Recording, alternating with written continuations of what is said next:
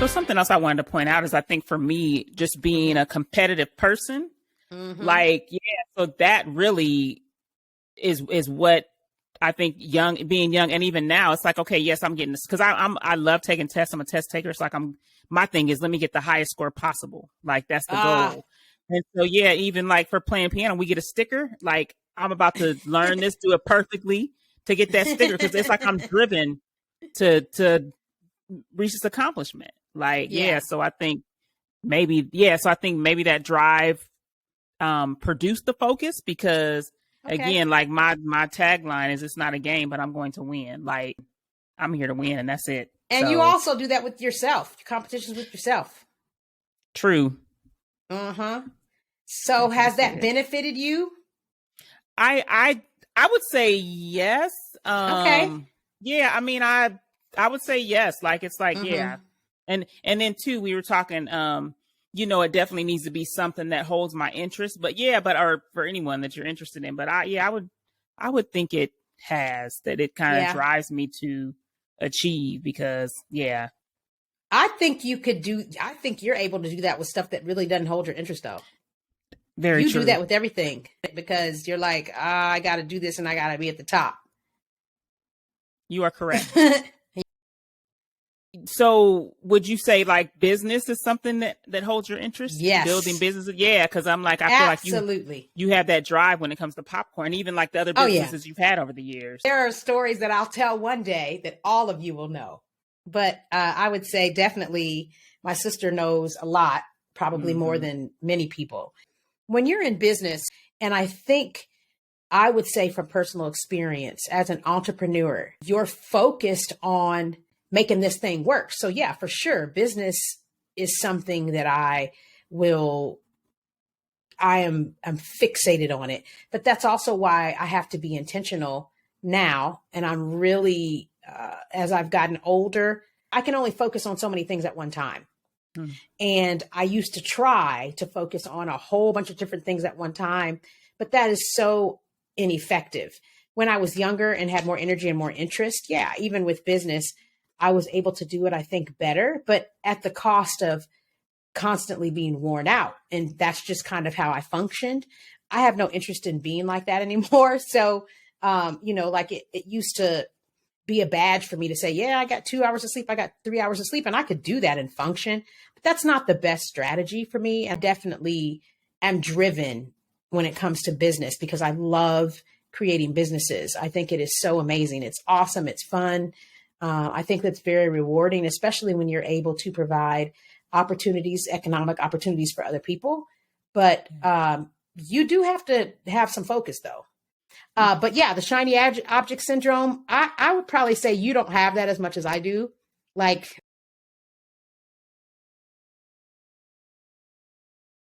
I love going to Las Vegas. I love the ding, ding, ding, ding, ding, ding, ding. That just, I don't know. It makes me excited, more excited than I already am. I know that probably annoys the blank out of my sister. I mean, we've talked about Vegas and I feel like there's a spirit of desperation on the city. Y'all. Listen.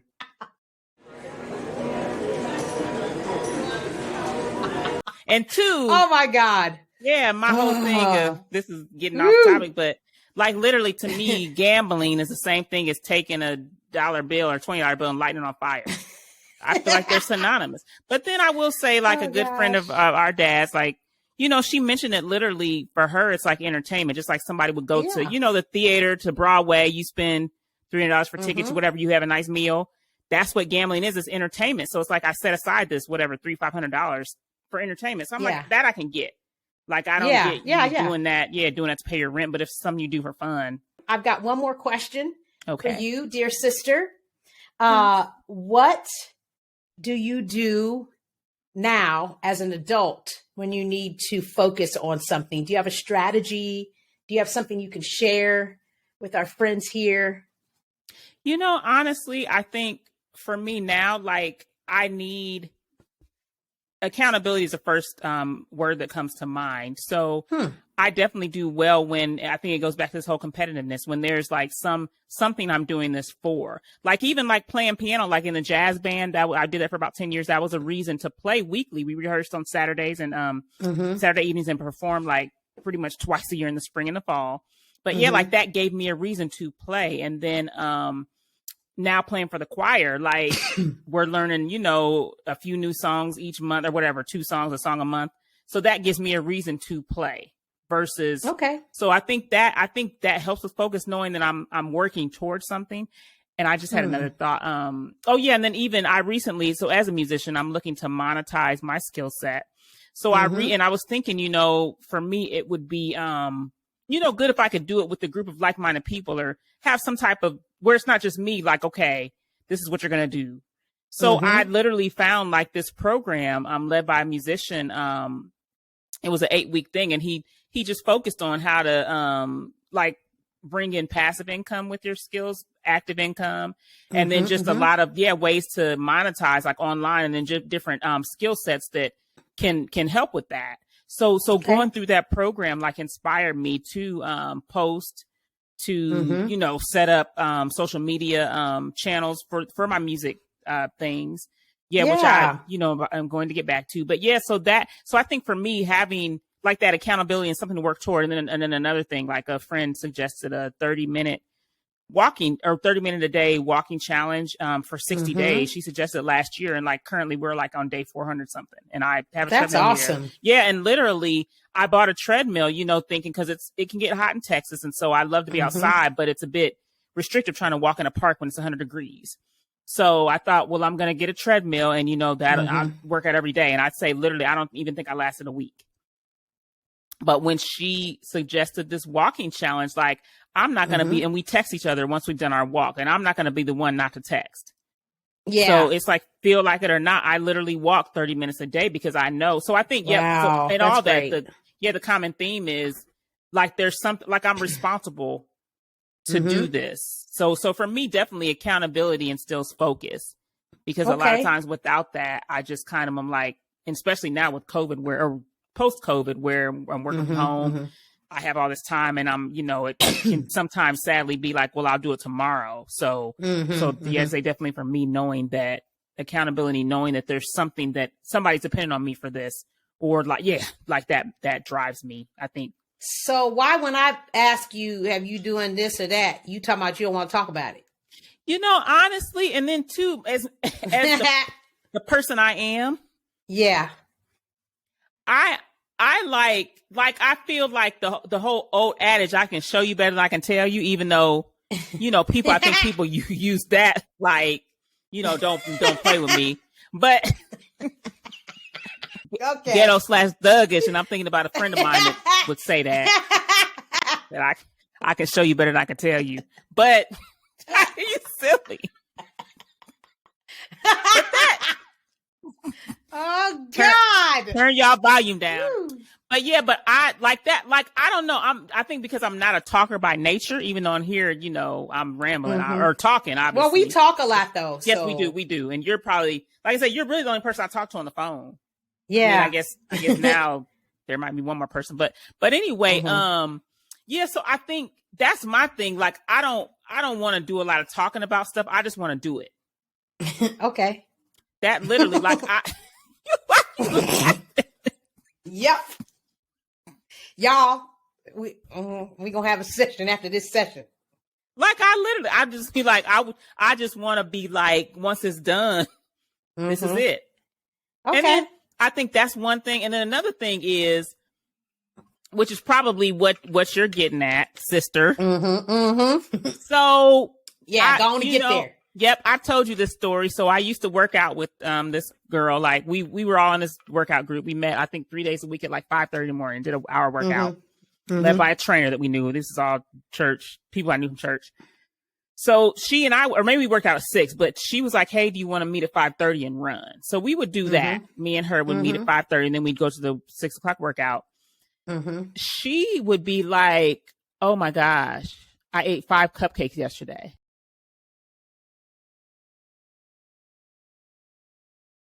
Oh my gosh, I'm so fat. Like that would be her. She'd always be talking about the horrible stuff she ate, and then was like, "Oh my!" So my thing is, pick one.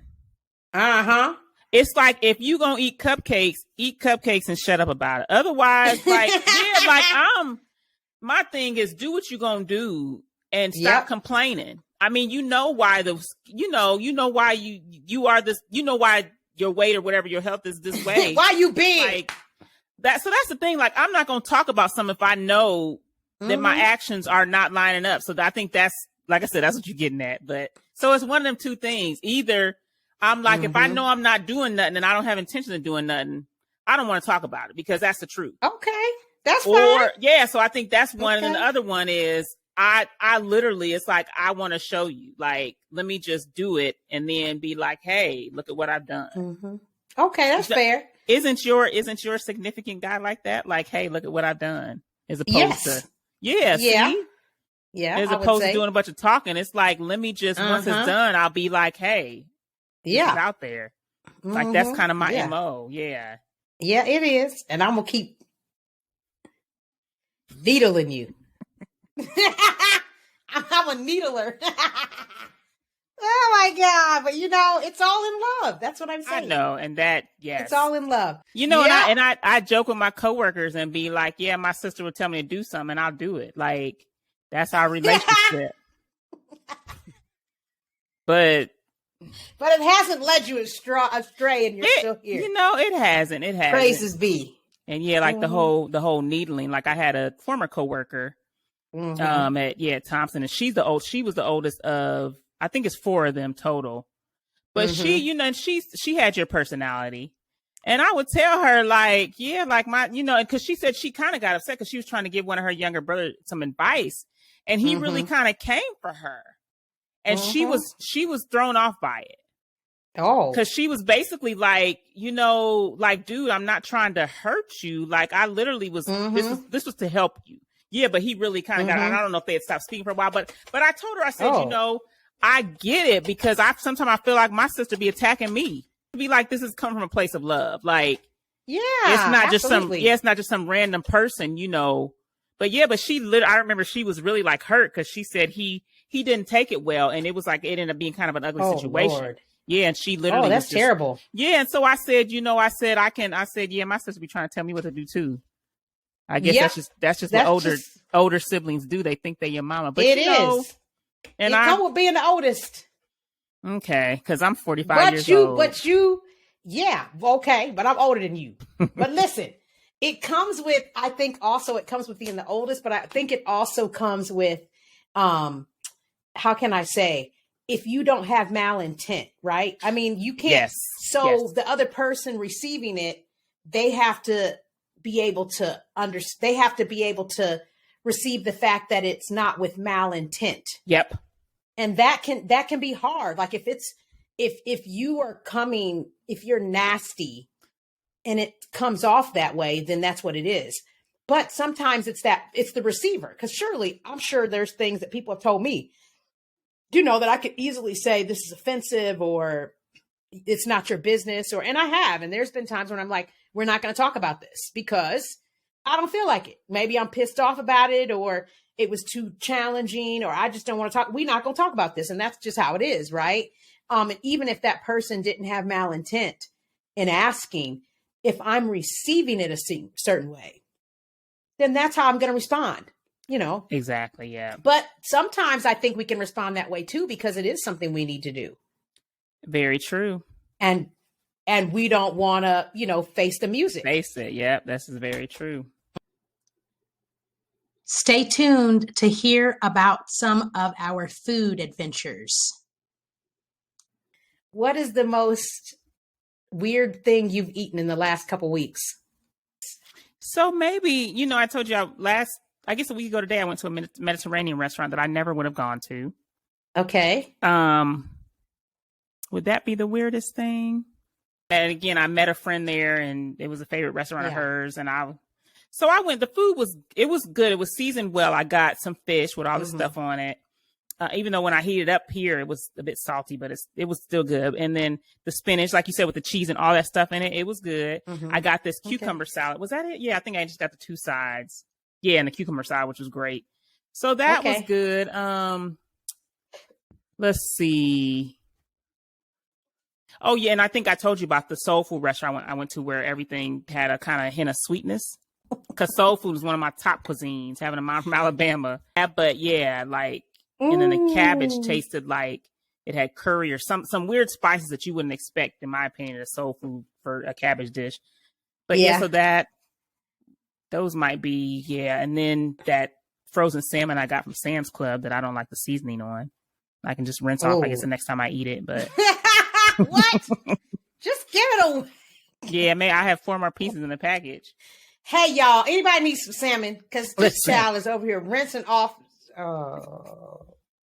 Let it thaw out, rinse it, and then cook it. That's a lot of work, man. It is. It is. I recommend you find somebody and you acquire it like seasoned salmon. And next time y'all have to sing, tell them it's in the freezer in the gym at the church or wherever y'all have a freezer or something. Yeah, that's a good idea. Because you're doing too much rinsing off salmon. But count on, and we could throw in my my food revolution. What? All the stuff I bought, all the superfoods, and after 2 days, I had bubble guts, so that was the end of it. I'm like, I got avocado, I got my God, cucumber, I got lime, I got what else? Chia seeds, flax seeds, almonds, anybody else do all this mess? Listen. Read it right in the comments if you go crazy. That's one thing my sister will focus on. If she gets this idea in her head about what's going to change her life, she will she will spend her whole check on buying whatever they say. And I'm telling her at the same time while she in the grocery line, that's crazy. Save your money. You're not going to like it. But because she's stubborn, she buys all this stuff and then be in the toilet for a day. Listen. With that mess. Got the fresh ginger. I mean, I definitely go 0 to 100. It's like, and Instagram became my medical advice. They were like, to lose fat, mix these 3 things together and have it in the morning. So I bought all the things.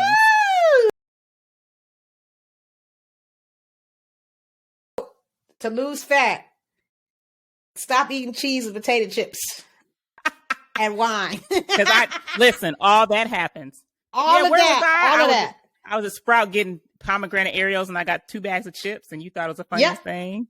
Yes, I was screaming, y'all, in the store. I love talking to my sister when she's in the store because there'd be some shenanigans and it's hilarious. All the time. It brings me great joy. Usually on a Sunday afternoon. Thank you, sis. Hey. Now, I don't like pumpkin pie. Not a pumpkin pie fan at all. Part of it is probably just our upbringing. We ate sweet potato pie, you know? Yes. So I'm just not a pumpkin pie fan person. But I usually like pumpkin cheesecake, pumpkin cookies. I like every pumpkin dessert except pumpkin pie. But I got some pumpkin cheesecake ice cream from the freezer section at one of the local grocery stores. Y'all, it's terrible. Oh, and that sounds good. I don't know. It's too sweet. I didn't taste any cheesecake. You know, that was a terrible purchase. So that brings to mind that brand that's in Target that has like the banana pudding ice cream. Remember that? Oh, yeah. It wasn't them. No. Okay. I'm going to shout them out. Creamalicious. That's it. Yes. Listen, that's a Black-owned brand. We're not being paid. They didn't ask us to do this, but I'm going to tell y'all. If you like Southern-inspired desserts, you got to try this brand. May not be for everybody. We're super fans. They have one called Slap Your Mama Banana Pudding. Lord have mercy. That is, I got to talk to myself when I go to Target or wherever that sells it, not to get it because it's delicious. It's delicious. Well, listen, We've had a great time. So glad you tuned into the Moments of Introspection and podcast if you're listening on and not watching the video, or the channel if you're watching the video. Thank you so much. Make sure to subscribe so that you'll know when other videos become available, and share this with someone or someones, because you don't want to keep these goodies to yourself. All right. Okay, friends. See you next time. Bye-bye. Love you, sis. Love you too. Bye.